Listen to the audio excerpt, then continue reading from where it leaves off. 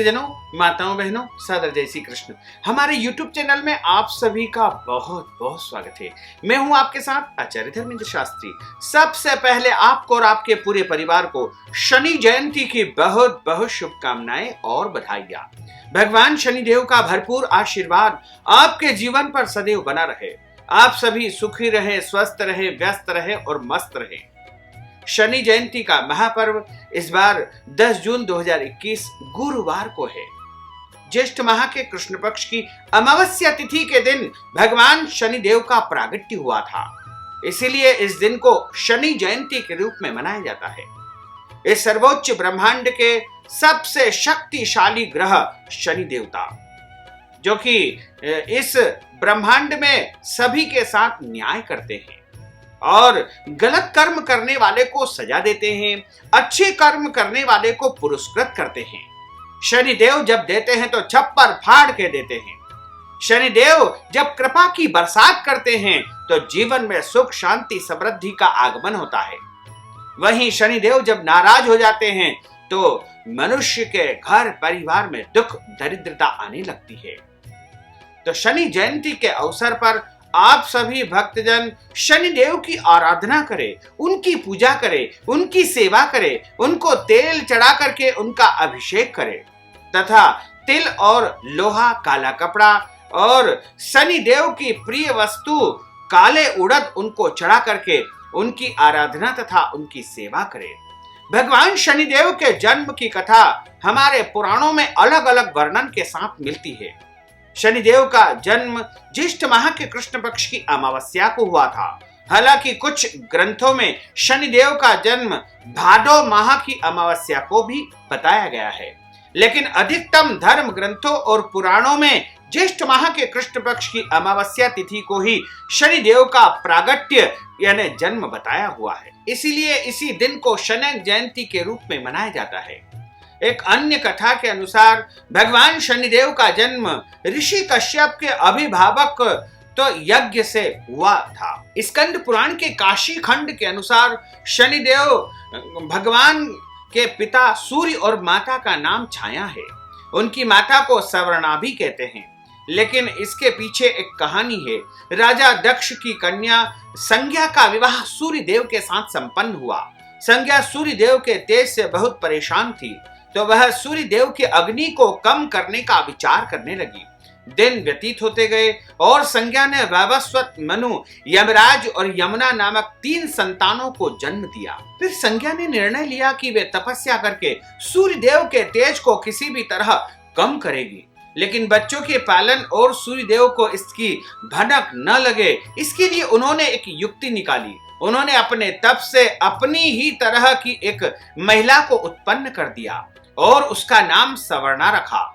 यह संज्ञा की छाया की तरह थी, इसलिए इनका नाम छाया भी हुआ। संज्ञा ने छाया से कहा कि अब से मेरे बच्चों की तथा मेरे पतिदेव सूर्य देव की जिम्मेदारी तुम्हारे ऊपर रहेगी। तुम ही मेरे बच्चों की रक्षा करोगी, उनका पालन पोषण करोगी, लेकिन यह राज सिर्फ मेरे और तुम्हारे बीच ही रहना चाहिए। यह कहकर संज्ञा वहां से चल करके पिता के घर पहुंचती है, तो पिता ने कहा कि यह तुमने अच्छा नहीं किया है, अब तुम पुनः अपने पति के पास जाओ। जब पिता ने शरण नहीं दी तो संज्ञा वन में चली गई और घोड़ी का रूप धारण करके तपस्या में लीन हो गई। उधर सूर्य देव को जरा भी आभास नहीं हुआ कि उनके साथ रहने वाली संज्ञा नहीं सवर्णा है। सवर्णा अपने नारी धर्म का पालन करती रही और छाया रूप होने के कारण उन्हें सूर्य देव के तेज से कोई परेशानी नहीं हुई। सूर्य देव और सवर्णा के संयोग से भी मनु, शनिदेव और भद्रा यानी तप्ती 3 संतान प्रकट हुई। 3 संतानों को उन्होंने जन्म दिया। कहा जाता है कि जब शनिदेव छाया के गर्भ में थे तो छाया ने भगवान शिव की कठोर आराधना की थी, भगवान शिव की कठोर तपस्या की थी।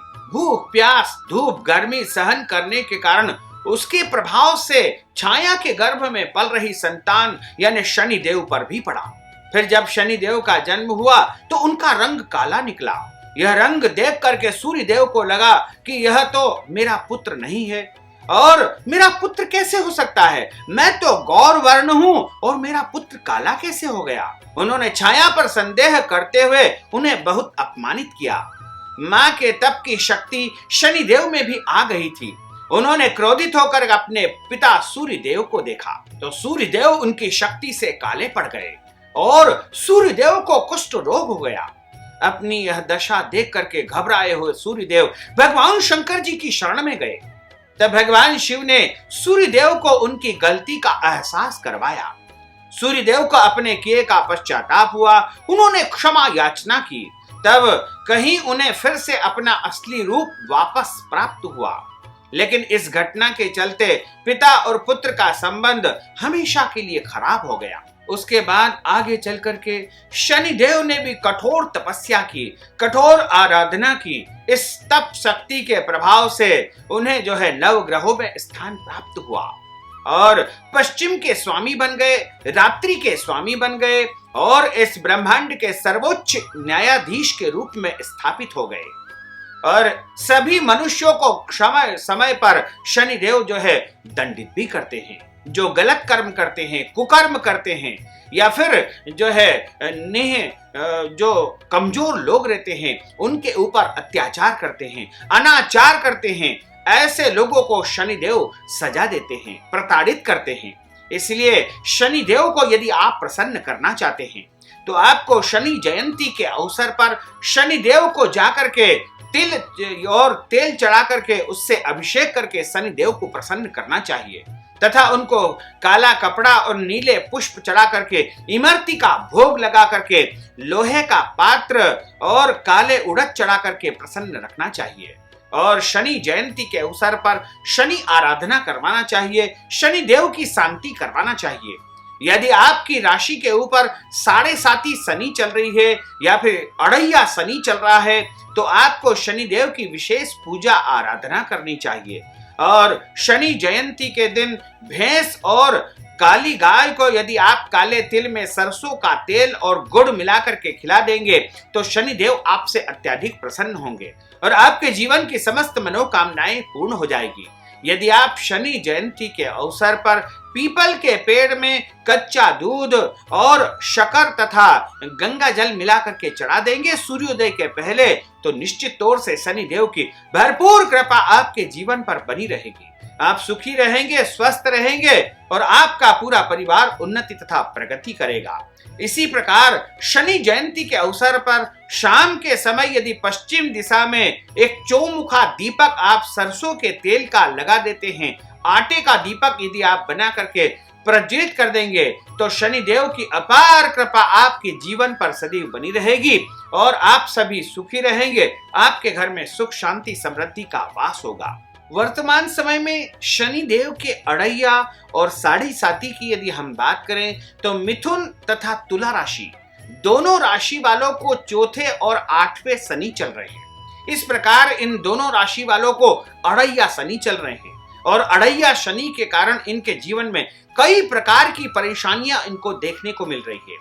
तो मिथुन और तुला राशि वाले अढ़ैया शनि को शांत रखने के लिए तथा शनिदेव की भरपूर कृपा प्राप्त करने के लिए उनको शनि जयंती के अवसर पर विशेष पूजन अर्चन करना चाहिए।